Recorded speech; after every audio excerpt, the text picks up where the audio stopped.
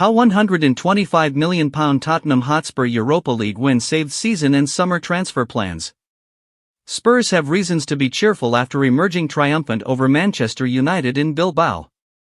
To the victors, the spoils.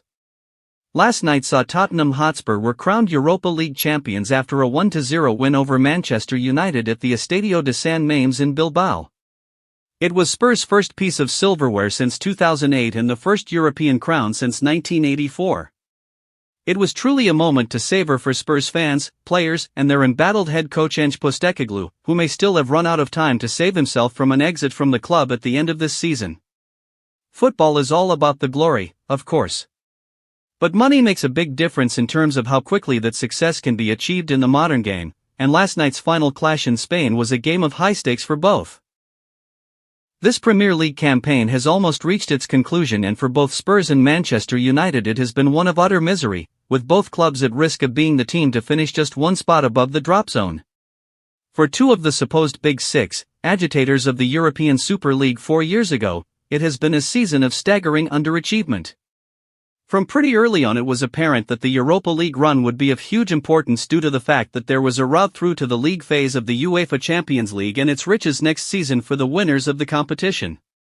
Both clubs needed it for different reasons.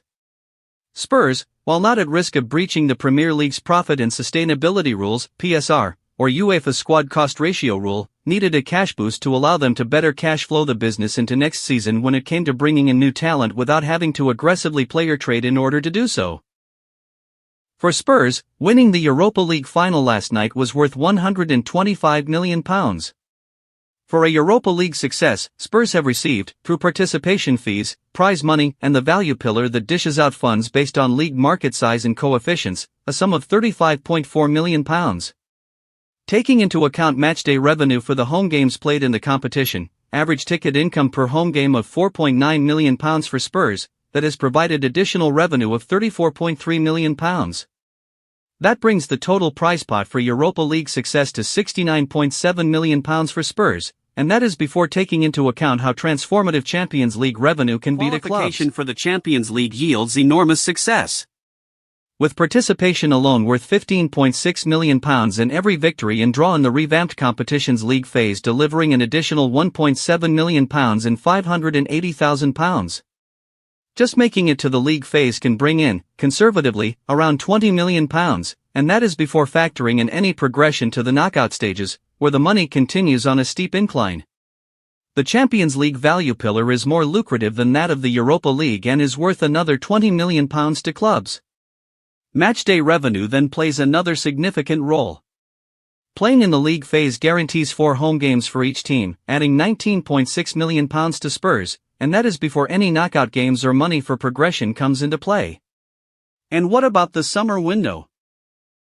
Well, for Spurs, it has just become a whole lot easier to plan for a revamp or rebuild, with the additional income able to offset some of the pain of a far lower merit payment that will be received this season, with the club potentially looking at a drop in central payments from the Premier League related to their finishing position of as much as £31.5 million based on last year's figures.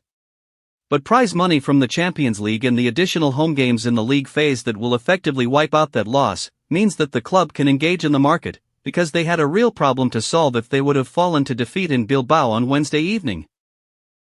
Much of Spurs' transfer debt has been on credit in recent years, and as of the 2023/24 accounts, published last month, the transfer payables, which is the money the club owes to other clubs still for transfer fees, stood at £337 million, an increase of around £250 million from the £88 million it stood at back in 2019, the year they moved into their new Tottenham Hotspur Stadium home.